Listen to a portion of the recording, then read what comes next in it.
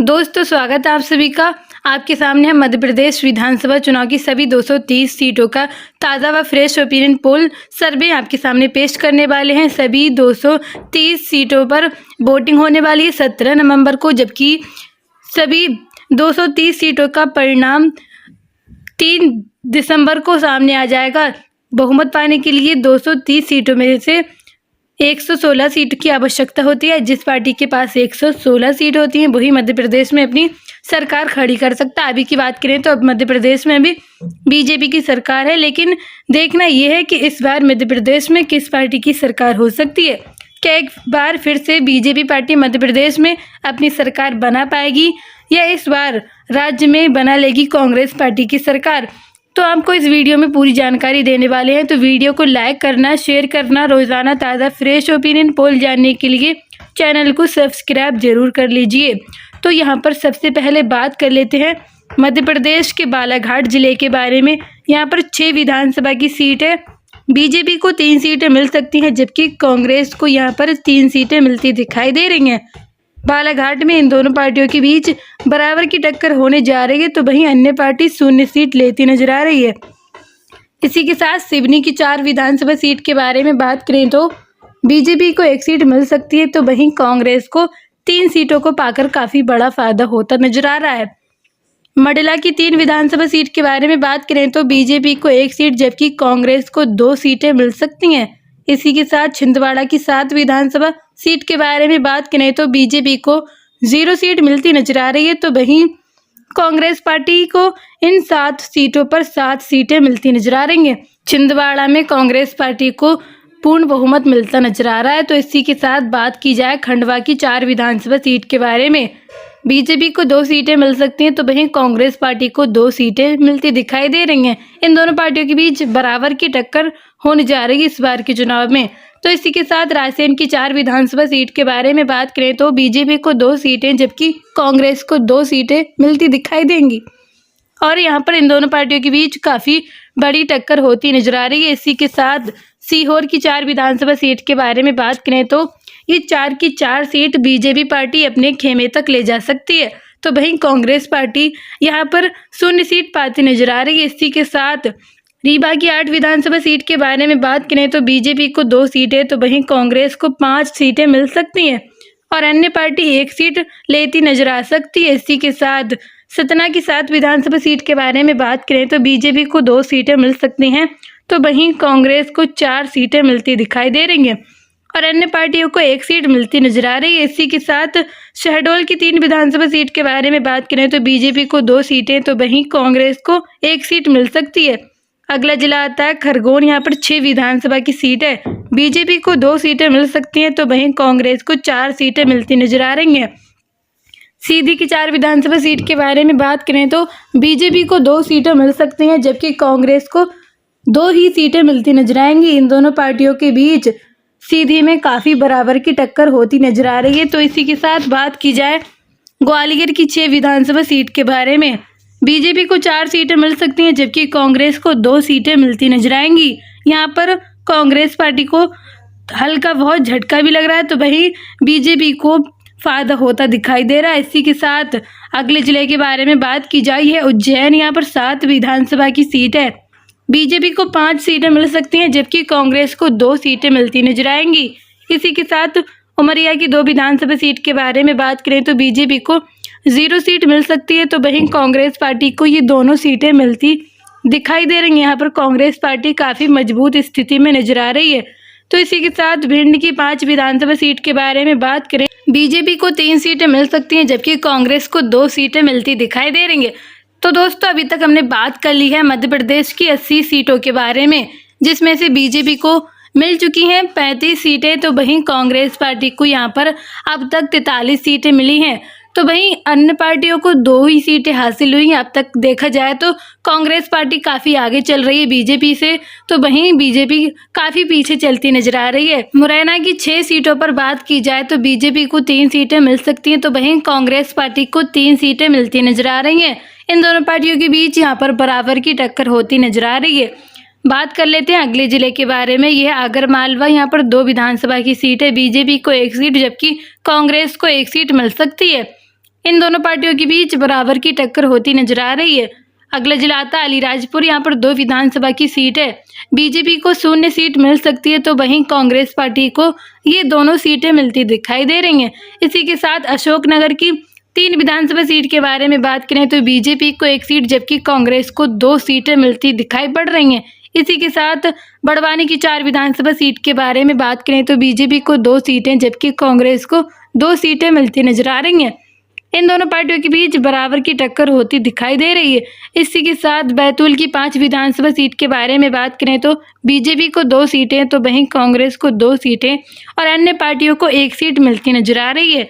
अगला जिला आता है मंदसौर। यहाँ पर 4 विधानसभा की सीट है। बीजेपी को 2 सीटें मिल सकती हैं, तो वहीं कांग्रेस को 2 ही सीटें मिलती दिखाई दे रही हैं।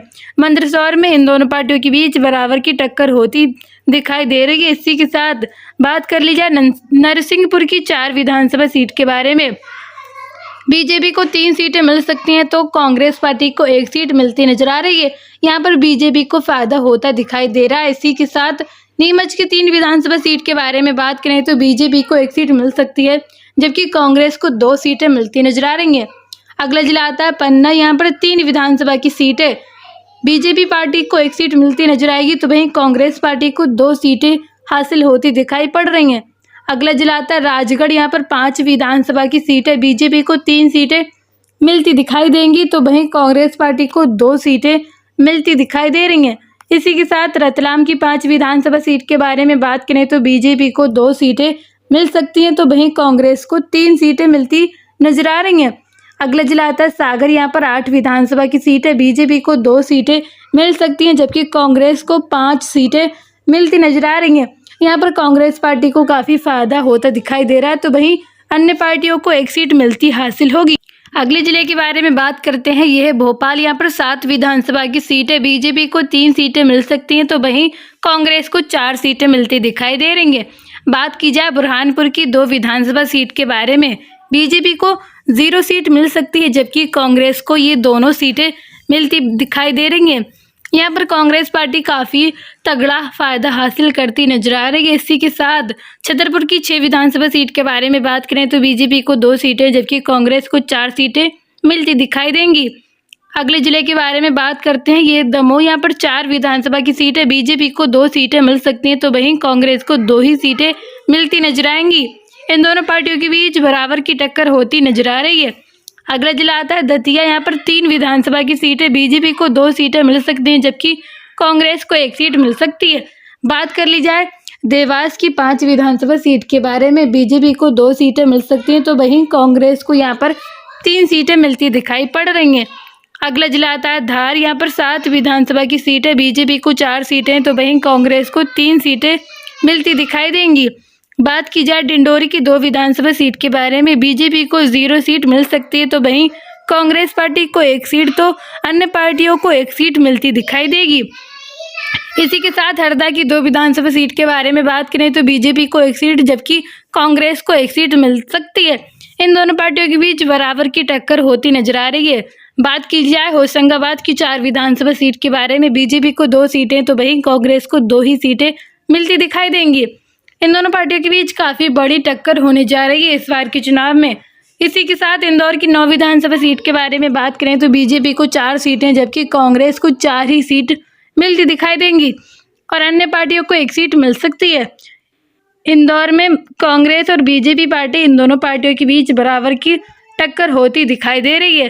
तो इसी के साथ जबलपुर की 8 विधानसभा सीट के बारे में बात करें तो बीजेपी को 4 सीटें मिल सकती हैं जबकि कांग्रेस को 4 सीटें मिल सकती हैं। इन दोनों पार्टियों के बीच काफ़ी बड़ी टक्कर होने जा रही है। इसी के साथ अगले जिले के बारे में बात करते हैं। ये झाबुआ। यहाँ पर 3 विधानसभा की सीट है। बीजेपी को 1 सीट मिल सकती है, तो वहीं कांग्रेस को 2 सीटें मिलती नजर आ रही हैं। बात की जाए कटनी की 4 विधानसभा सीट के बारे में। बीजेपी को 2 जबकि कांग्रेस को 2 सीटें मिल सकती हैं। इन दोनों पार्टियों के बीच बराबर की टक्कर होती दिखाई पड़ रही है। अगला जिला आता है शाहजहाँपुर। यहाँ पर 3 सीटें हैं। बीजेपी को मिल सकती है 0 जबकि कांग्रेस को यहाँ पर 3 की 3 सीटें मिलती दिखाई पड़ रही हैं। इसी के साथ बात की जाए अगले जिले के बारे में। यह है शिवपुरी। यहाँ पर 5 विधानसभा की सीटें। बीजेपी को 3 सीटें मिलती दिखाई देंगी जबकि कांग्रेस को यहाँ पर 2 सीटें मिलती नजर आ रही हैं। अगला जिले के बारे में बात की जाए, यह है सिंगरौली। यहाँ पर 3 विधानसभा की सीट है। बीजेपी को 1 सीट तो कांग्रेस पार्टी को 1 सीट, जबकि अन्य पार्टियों को 1 सीट मिलती दिखाई देगी। इसी के साथ टीकमगढ़ की 5 सीटों पर बात की जाए तो बीजेपी को 2 सीटें, जबकि कांग्रेस को 3 सीटें मिलती दिखाई पड़ रही हैं। अगला जिला आता है विदिशा। यहाँ पर 5 सीटें हैं। बीजेपी को 3 सीटें मिल सकती हैं, तो वहीं कांग्रेस को 2 सीटें मिलती दिखाई दे रही हैं। इसी के साथ बात की जाए अगले जिले के बारे में, यह है श्योपुर। यहाँ पर 2 सीटें हैं, कांग्रेस को 1 सीट, जबकि बीजेपी को 1 सीट मिलती दिखाई देगी। इन दोनों पार्टियों के बीच बराबर की टक्कर होती नजर आ रही है। इसी के साथ गुना की 4 विधानसभा सीट के बारे में बात करें तो बीजेपी को 2 सीटें मिल सकती हैं, जबकि कांग्रेस को 2 सीटें मिलती दिखाई पड़ रही हैं।